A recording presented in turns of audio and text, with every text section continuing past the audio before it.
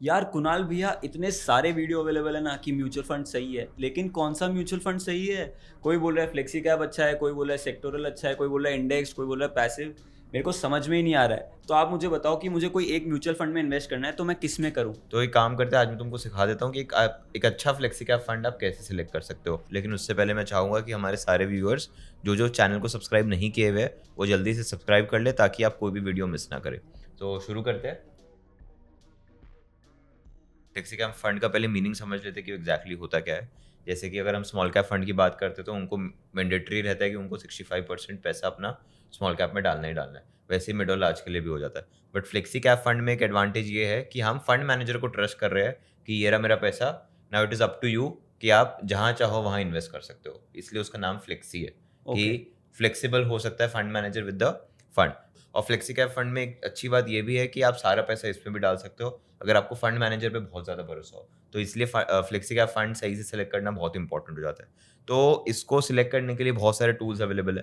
ठीक है, for the simplicity मैं कभी टिकर टेप यूज़ कर लेता हूँ, कभी मैं ईटी मनी यूज़ कर लेता हूँ। तो आज ईटी मनी यूज़ कर लेता हूँ। ठीक अगेन है। This is not a sponsored video by ET Money. Generally ET Money पे बहुत अच्छा कंपैरेटिव एनालिसिस म्यूचुअल फंड्स का मिलता है, इसलिए हमने वो यूज़ किया है। सबसे पहले हम क्या करेंगे, ईटी मनी पे फ्लेक्सी कैप फंड्स के पेज पे आएंगे।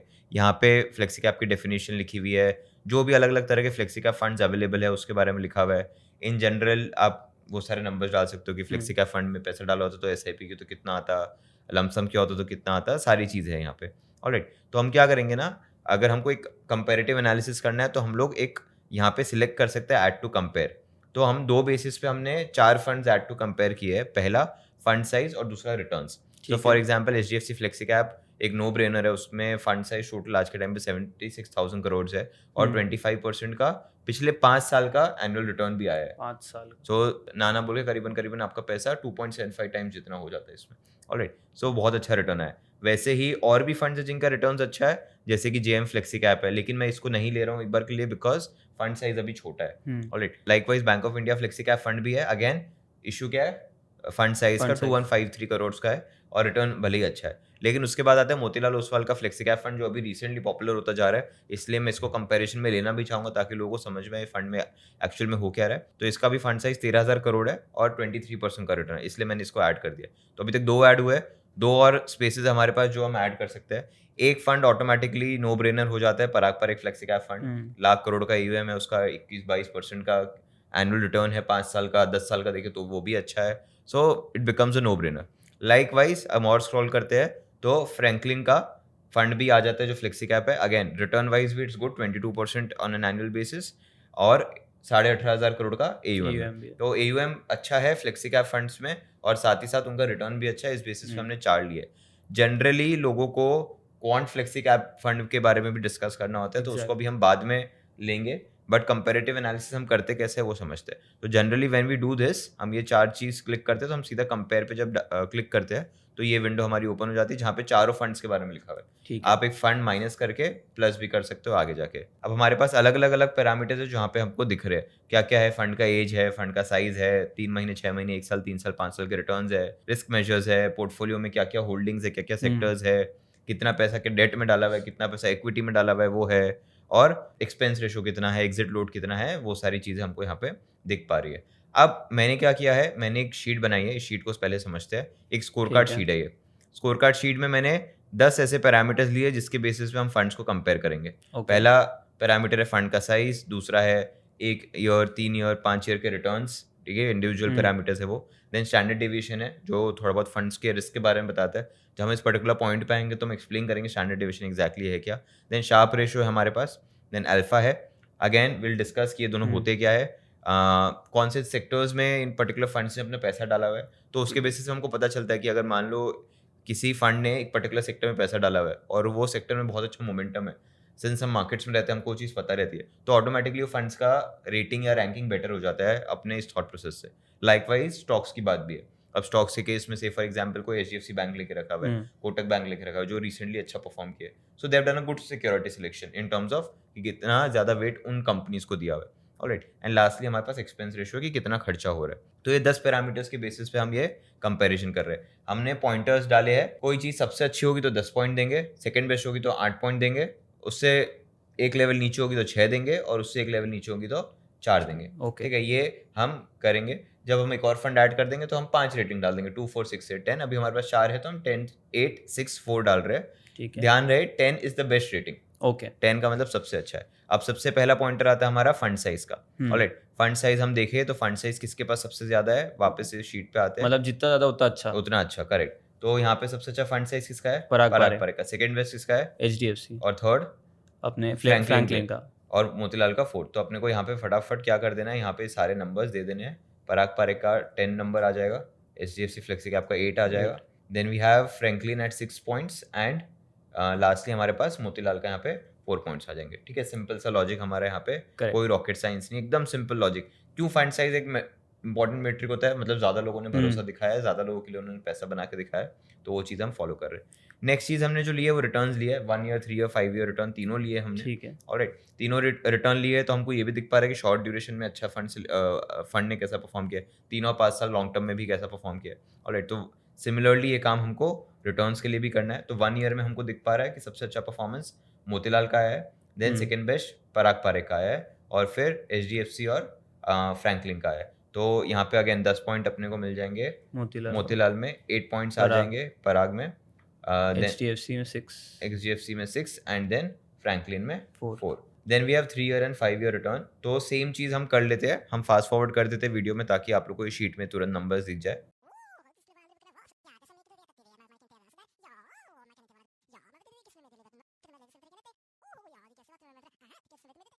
ऑलराइट, तो हमने ये सारे ही नंबर्स 3 और 5 ईयर रिटर्न्स के लिए भी डाल दिए, 10 obviously being the best performer. Alright, तो ये चीज़ हमने कर दी है। नेक्स्ट आता है स्टैंडर्ड डेविएशन। स्टैंडर्ड डेविएशन एक बेसिक सी चीज़ है, हम थोड़ा 10th स्टैंडर्ड पे जाते हैं और समझते हैं स्टैंडर्ड डेविएशन क्या होता है। ठीक है ठीक है, 10 प्लेयर है, 10 प्लेयर ने बैटिंग की क्रिकेट के मैच में। ऑलराइट, एवरेज स्कोर या फिर एवरेज स्कोर पर पर्सन आया 40 का। अब वो 40 के एवरेज स्कोर से किसी ने अगर 140 बनाए, किसी ने 0 बनाए, तो स्टैंडर्ड डेविएशन बढ़ा जाता है। लाइकवाइज अगर 40 का एवरेज स्कोर है लेकिन सब ने 42 43 35 38 ऐसे आसपास बनाए, तो स्टैंडर्ड डेविएशन कम आ जाता है। हम लोग जनरली इन्वेस्टिंग में क्या देखते हैं कि जितना ये वेरिएबिलिटी कम हो उतना बेटर है। हम लोग चाहेंगे कि अगर 40 का एवरेज है तो सब लोग इसके आसपास ही कहीं ना कहीं हो। तो इसीलिए स्टैंडर्ड डेविएशन हमको जितना कम हो सकता है उतना हमारे लिए बेटर हो जाता है, क्योंकि रिटर्न अगर अच्छे दे रहा है और कम स्टैंडर्ड डेविएशन पे दे रहा है तो नथिंग लाइक इट। तो स्टैंडर्ड डेविएशन जितना लो उतना बेटर। अब रैंकिंग वापस अपने को ध्यान रखनी है। पराग पारेख यहाँ पे बहुत अच्छे से जीत रहा है, फर्स्ट रैंक उसका आ गया, सेकंड HDFC का आ गया, थर्ड फ्रैंकलिन का आ गया और फोर्थ मोतीलाल का आ गया। तो पराग पारेख को हम लोग यहाँ पे 10 पॉइंटर्स दे देंगे। ठीक है, सेकंड 8 पॉइंटर्स किसको मिलेंगे, HDFC को, देन फ्रैंकलिन को एंड देन मोतीलाल को। ऑलराइट, अब तक क्या लग रहा है आपको कौन जीत रहा है? अभी तक तो बहुत कंफ्यूजन है। एग्जैक्टली, तो यही चीज़ है कि हम लोग 10 पैरामीटर लेंगे तब जाके हमको दिखेगा कि फाइनल आंसर कहाँ आता है। तो अभी तक हमने रिटर्न्स देखा और हमने स्टैंडर्ड डेविएशन देखा। अब एक इंपॉर्टेंट ऐसा रेशो है जो ये दोनों नंबर्स को साथ में कंबाइन कर देता है, जिसका नाम है शार्प रेशो। तो शार्प रेशो क्या बनाता है, एक फ्रैक्शन बनाता है जहाँ पे न्यूमरेटर में वो रिटर्न्स लेता है और डिनोमिनेटर में वो रिस्क लेता है। तो रिटर्न मेरा यहाँ आ गया, रिस्क मेरा यहाँ आ गया, तो आप क्या चाहोगे कि ये नंबर क्या हो, बड़ा से बड़ा हो, क्योंकि आप रिस्क कम लेना चाहते हो। जैसे आप रिस्क कम लोगे तो आपका शार्प रेशो बढ़ जाएगा, या फिर आप चाहते हो कि आपका रिटर्न ज़्यादा है, तो आप जैसे रिटर्न ज़्यादा करते हो तो आपका शार्प रेशो बढ़ जाता है। तो इट इज़ इंपॉर्टेंट कि आपका शार्प रेशो जितना ज़्यादा हो उतना अच्छा है। किसी को भी ये समझना है कि एग्जैक्टली क्या होता है, फॉर्मल डेफिनेशन समझनी है, तो यहाँ पे आई बटन है, उस पर क्लिक करके आप पढ़ सकते हो। तो अगेन आप देख पा रहे हो कि शार्प रेशो के केस में कौन जीत रहा है, पराग पारेख बहुत इजीली जीत रहा है। फ्लेक्सी कैप सेकंड आ रहा है HDFC का, और फ्रैंकलिन का मोतीलाल और उसमें टाई हो गया। तो हमको यहाँ पे अगेन वैसे ही रैंकिंग दे देना है कि शार्प रेशो के हिसाब से ये जीता HDFC and then 6 points to both of them. Alright, मतलब फॉर एवरी 1% ऑफ रिटर्न मैं कितना रिस्क ले रहा हूँ। ठीक है, तो आप जितना कम लोगे उतना बेटर है। आप देखिए एक बहुत ही इंटरेस्टिंग चीज हमको पराग पारेख में दिख रही है, रिटर्न के केस में वो एक बार भी नहीं जीता, बिल्कुल, लेकिन जैसे ही रिस्क की बात आई वो जीतने लग गया। तो जो रिटर्न बना रहा है पराग पारेख, उसमें जो रिस्क ले रहा है वो बाकी फंड से कंपैरिजन में सबसे कम ले रहा है, ये हमको दिख पा रहा है। अब म्यूचुअल फंड इंडस्ट्री में या फिर इन्वेस्टिंग इंडस्ट्री में रिटर्न्स ही सब कुछ नहीं है, रिस्क आप कैसे मैनेज कर रहे हो वो भी इक्वली इंपॉर्टेंट है, इसलिए वो चीज़ हमको बताता है। बीटा सॉर्टेनो रेशो ये थोड़े से टेक्निकल हो जाते हैं तो इसको हम अवॉइड करते हैं, लेकिन alpha is something that we should touch upon. तो अल्फा एक सिंपल सा लॉजिक है। अब हमको यहाँ पे समझना है कि क्या बेंचमार्क ये कंसिडर करते हो। तो आप देख पा रहे हो कि सबका बेंचमार्क क्या है, निफ्टी 500। तो निफ्टी 500 अगर 12% का रिटर्न दिया तो HDFC फ्लेक्सी कैप कितना रिटर्न दे रहा है, 12 + 7.9 19.9% का रिटर्न दे रहा है। ठीक है। वैसे ही मोतीलाल ओसवाल 12 प्लस 8.21 20.21 का रिटर्न दे रहा है। ओके। लाइक वाइज पराग पारेख 20.82 का रिटर्न दे रहा है हम्म। एंड फ्रैंकलिन आपका 16.52 का दे रहा है। तो Okay. अल्फा इज बेसिकली ये मेरा बेंचमार्क है। बेंचमार्क से कितना अच्छा आउट परफॉर्मेंस मैं दे पा रहा हूँ। Okay, तो correct. बेंचमार्क से सबसे अच्छा आउट परफॉर्मेंस आप देख पा रहे हो पराग पराग पारेख ने ही दिया है, सेकंड बेस्ट मोतीलाल ने दिया है, फिर एचडीएफसी ने दिया है एंड लास्टली आपका फ्रैंकलिन आता है। तो ये नंबर को भी हमको इस तरीके से लिख लेना है।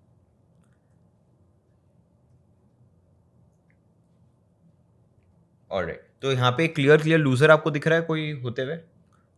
मेरे को फ्रैंकलिन लग रहा है, वो बहुत एवरेज मार्क्स लेके आ रहा है बहुत। करेक्ट, तो फ्रैंकलिन में एवरेज परफॉर्मेंसेस आ रहे हैं। बहुत सारे टेंस हमारे केस में पराग पारेख को मिले हैं, Correct. Second highest tens Motilal को मिले, थर्ड हाईएस्ट टेंस एचडीएफसी को मिले। ऑलराइट, तो ये हमको दिख रहा है। अब नेक्स्ट बहुत इंपॉर्टेंट चीज है जिसको मैंने सबसे ज्यादा इंपॉर्टेंस दिया है हमारे पूरे उसमें। उसका रीजन ये है कि आपने बहुत बार लोगों से सुना होगा जो पहले 3 साल परफॉर्म कर लिए वो आगे परफॉर्म नहीं करेंगे, जो पहले 5 साल कर लिए परफॉर्म वो आगे नहीं करेंगे, which is very true also. Correct. अगर हम डेटा भी देखें कि 2016 से 2019 तक के जो आउट परफॉर्मेंस थे म्यूचुअल फंड्स में वो 20 से 23 में नहीं थे। लाइकवाइज 20 से 23 में जो थे वो 24 से 25 में अभी नहीं रहे हैं।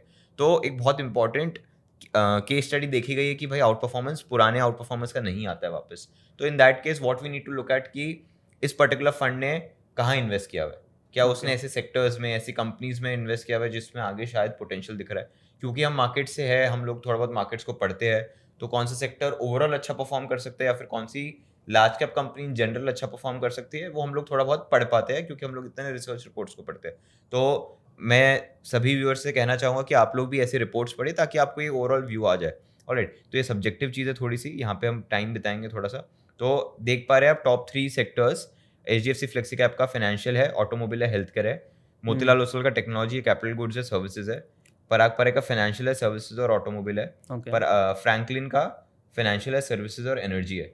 अभी इन 7-8 अलग अलग कैटेगरी जो मुझे दिख रही है उसमें से 3-4 कैटेगरी जो मुझे पता है कि अच्छा परफॉर्म शायद कर सकती है यहाँ से। One of them is financials. बिल्कुल। क्योंकि आप देखोगे कि पिछले 3 से 4 साल में फाइनेंशियल्स जैसे बैंकिंग हो इन सबके इनके ईपीएस नेट प्रॉफिट ये सब अच्छे आए हैं, बट स्टॉक प्राइस में इतना मूवमेंट नहीं आया। करेक्ट। तो जनरली स्टॉक प्राइसेस में मूवमेंट फिर एक साथ आता है जब ऐसा सिनेरियो आता है। तो फाइनेंशियल्स में एलोकेशन होना बहुत अच्छा है। तो एचडीएफसी ने यहाँ पे बहुत अच्छा काम किया कि उसने फाइनेंशियल्स में थोड़ा सा ज्यादा बेट लिया हुआ। तो one of them is definitely the good part about HDFC flexi cap is कि उसमें यहाँ पे ज्यादा डाला हुआ है। Second is automobile sector. अगर आप देखो अभी तो इतनी क्लैरिटी नहीं है। ठीक, ऑटोमोबाइल में हो सकता है कि इन्होंने कोई सेकेंड ऑर्डर ऑटोमोबाइल में डाला हो या फिर कहीं डाला हो, बट ऑटोमोबाइल ओवरऑल ऐसे सेक्टर अभी इतना ज्यादा अट्रैक्टिव नहीं है जितने बाकी सेक्टर्स हैं। तो एचडीएफसी फ्लेक्सी कैप में यहाँ पे थोड़े से पॉइंट्स लूज हो जाते हैं कि भाई 13.29% उसने ऑटोमोबाइल में डाला हुआ है, जबकि हमको वो दिख ही नहीं रहा है मोतीलाल ओसवाल में। पराग पारेख ने 8.31% डाला हुआ है, फ्रैंकलिन ने ऑटोमोबाइल मेन सेक्टर्स में दिख ही नहीं रहा है। तो एक चीज हमको यहाँ पे दिख रही है कि ऑटोमोबाइल का फ्लेक्सी कैप में ज्यादा है। अब जैसे ऑटोमोबाइल के आप रेगुलरली सेल्स की रिपोर्ट्स भी देख सकते हो, तो दिवाली में भी इतनी हाई नहीं थी और अभी जून की भी देखो तो in fact one of the lowest है। तो थोड़ा और हमको समझना पड़ेगा, हो सकता है कि वहाँ पे जो रिसर्च की गई वो हमसे अलग की गई हो, हमसे अलग समझा गया हो, but yes as of now हमारे अंडरस्टैंडिंग के हिसाब से हम ये बता पा रहे हैं। देन और 2 सेक्टर्स जो मुझे लग रहा है जो यहाँ पे डिस्कस होने चाहिए, one of them is health care, the other is energy. Energy as a sector as a theme is playing out very well. पिछले 2 साल से अगर आप देखो तो जनरेशन वालों ने अच्छा किया पहले, अब ट्रांसफॉर्मर्स अच्छा कर रहे हैं, स्टोरेज वाले अच्छा करने लग गए हैं।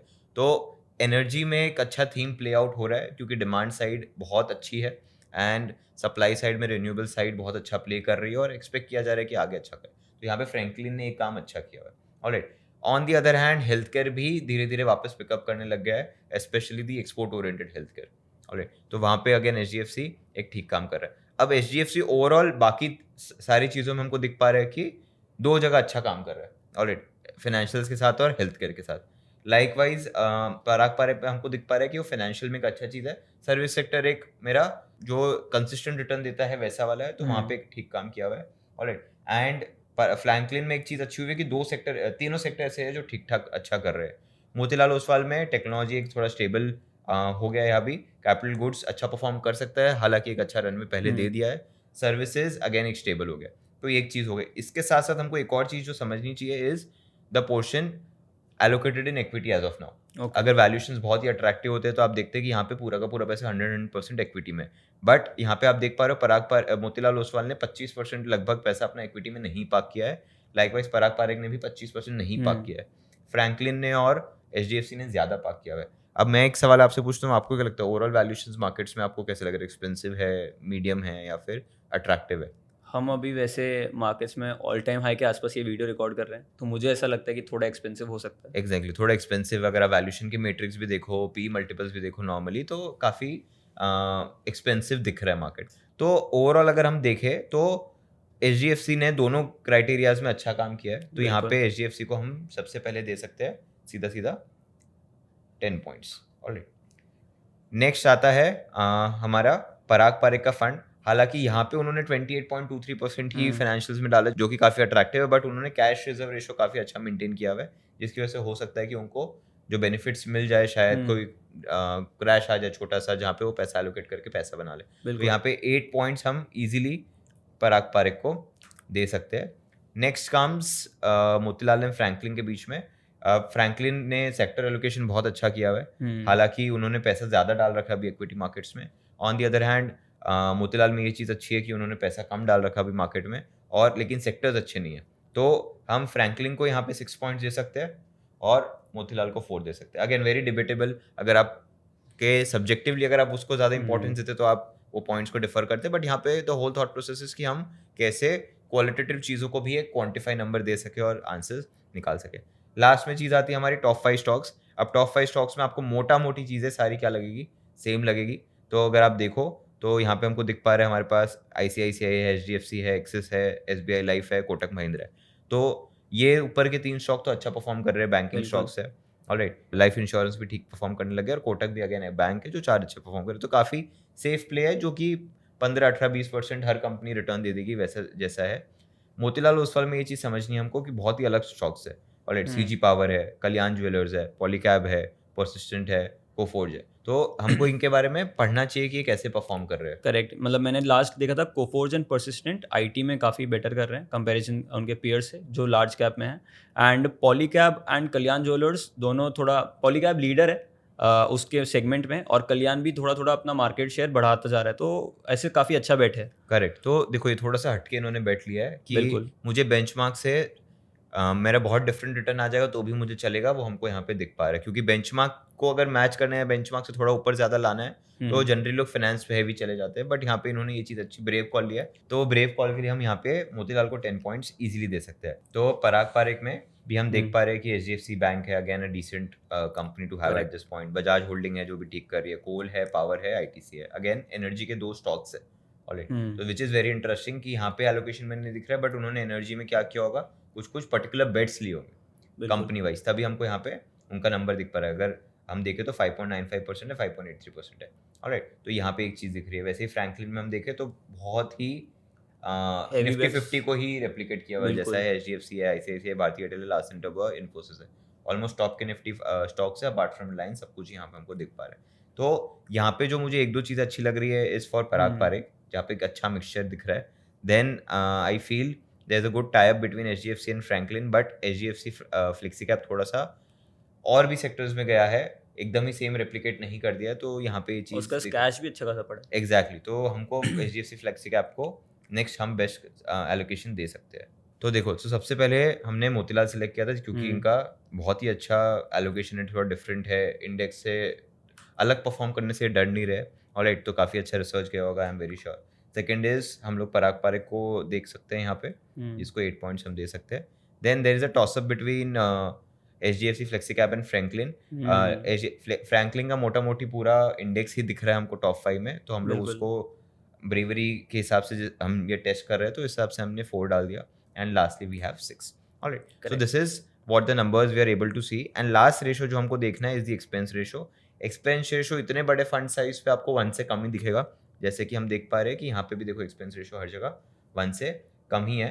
तो यहाँ पे एक्सपेंस रेशो का बेसिक मीनिंग आपको पता ही होगा कि कितना पैसा आप अपने टोटल फंड का AMC को दे देते हो मैनेजमेंट फी के नाम पे। ऑलराइट, तो 0.63 है पराग पारेख का जो जीत रहा है, देन HDFC है, एंड देन मोतीलाल है, और then you have your Franklin. तो यहाँ पे रैंकिंग देना बहुत ही सिंपल है, 10 पॉइंट्स यहाँ आ जाएंगे, HDFC में 8 आ जाएंगे, then will have 6, and then lastly we have 4।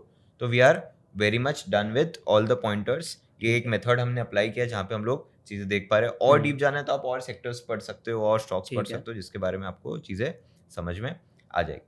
अब एक चीज़ मैंने आपके लिए ऑलरेडी प्रीफिल करके रखी थी। Okay. मैंने ये सारे ही वेट्स 10 वेट्स से हमारे पास सभी को कुछ 100% में से वेट एलोकेट किया था कि ये Okay. इतना इंपॉर्टेंट है। तो सभी को मैंने 999 का वेट दिया है ऑलराइट, अपार्ट फ्रॉम 2 सेक्टर्स और स्टॉक्स, क्योंकि Okay. सेक्टर्स और स्टॉक्स ऐसी चीज़ है जो थोड़ी फ्यूचरिस्टिक हो जाती है। तो इसलिए उनको 999 हमने जब दिया सबको, तो हमारे पास 10% वेट रह गए, तो हमने यहाँ पे एलोकेट किया एडिशनल। तो 9+5 14% वेट हमने यहाँ पे एलोकेट किया और सबको उनका मल्टीप्लिकेशन करके वेटेड स्कोर निकाला है यहाँ पे। तो आप देख पा रहे हो कि सबका हमारे पास वेटेड स्कोर आ चुका है नीचे। अब आप बताइए सबसे अच्छा फंड आपको कौन सा लग रहा है इसमें? इसमें तो पराग पारेख बेस्ट कर रहा है। पराग पारेख सबसे अच्छा फंड आपको दिख रहा है और सेकंड बेस्ट आपको दिख रहा है यहाँ पे HDFC फ्लेक्सी कैप।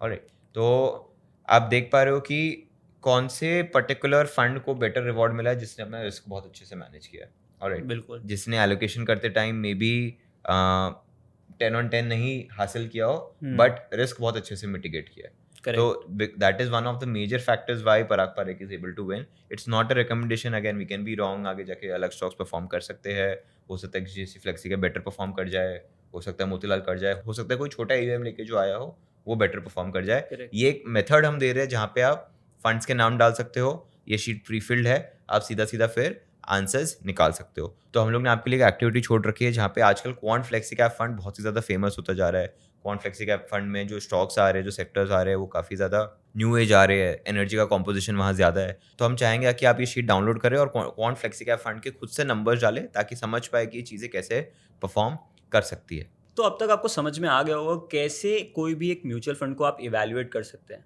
एंड आपके लिए एक्टिविटी भी है। तो फटाफट जाकर ये एक्टिविटी पूरी करिए और अपना राइट म्यूचुअल फंड सिलेक्ट करिए जहाँ पर आप अपना हार्ड एंड मनी इन्वेस्ट करेंगे। तो आई होप आपको ये वीडियो पसंद आया होगा। तो आपके लिए मैंने नेक्स्ट बेस्ट वीडियो यहाँ पर पिन कर दिया है, आप वो वीडियो जाकर देख सकते हैं एंड उससे भी आप कुछ ना कुछ नया सीखेंगे। तो मिलते हैं अगले वीडियो में।